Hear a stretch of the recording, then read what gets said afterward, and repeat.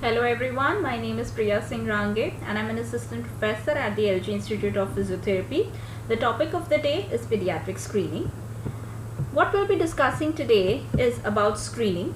What is pediatric screening, to be more specific, and what are the different areas that are involved in a pediatric screening, like prenatal screening, neonatal screening, developmental screening, screening for vision and hearing, and nutritional screening.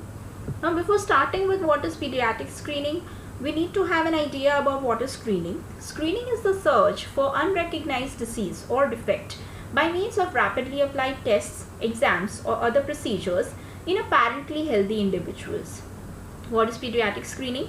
When these principles of screening are applied to the pediatric population in order to search for or recognize certain conditions or pathologies that are more prevalent in the pediatric population, that is termed as pediatric screening.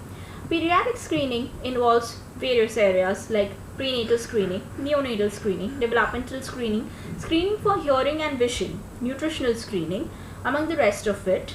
The others include screening for tuberculosis, screening for bacteriuria, screening for anemia, serum cholesterol, lipid levels, etc.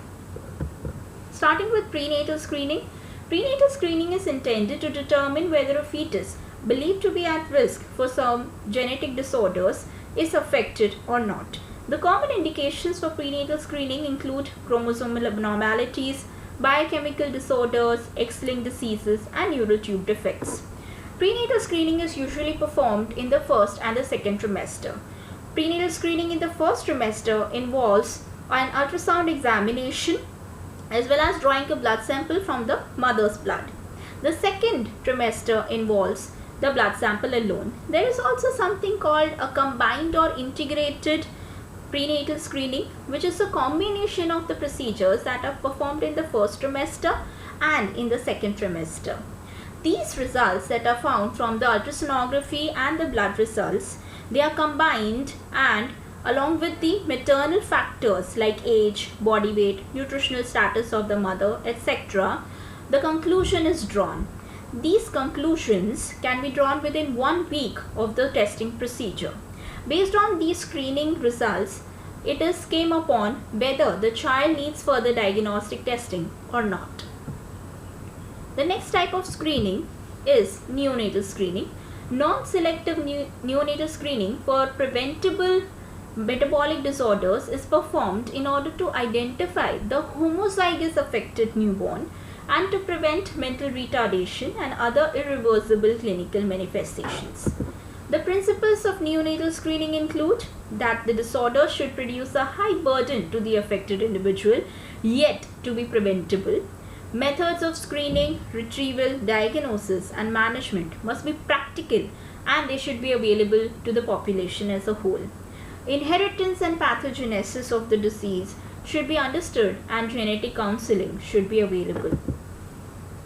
The benefit to cost ratio of the program should always be greater than 1. The patient's right here, the patient's right include both the right of the infant as well as the rights of the parents. The patient's right should always be protected. False negative and false positive results should be minimized as long as possible.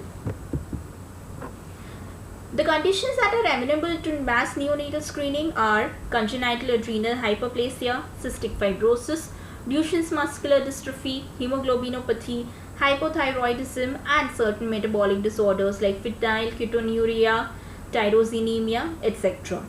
Neonatal screening is performed using a blood drawn from the heel prick procedure of the neonate during either post the first 48 hours after the child has been fed for the first time and before the discharge from the hospital. The third aspect of pediatric screening is the developmental screening.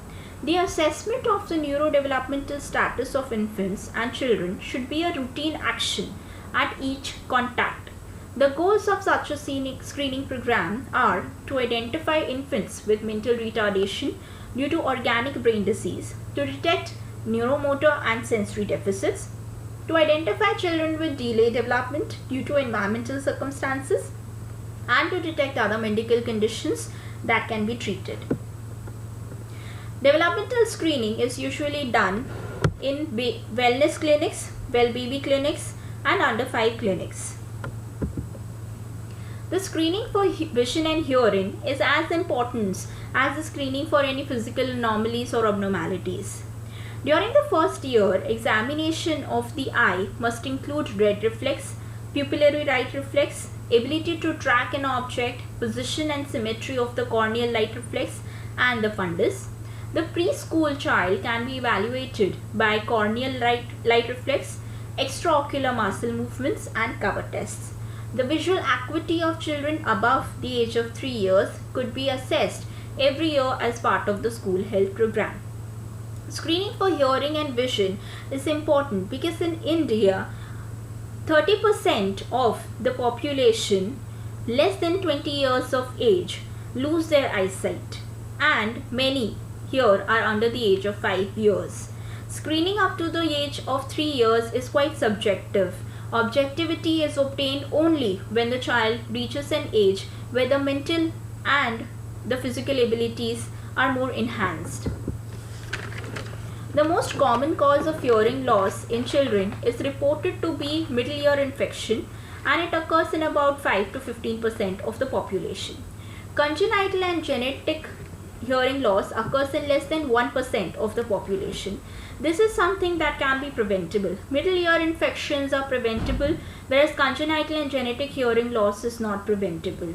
Since the population is more prevalent to get hearing loss due to middle ear infections, screening can help in reducing the chances of these. Sensory neural hearing loss, whether due to congenital or acquired causes, needs early detection.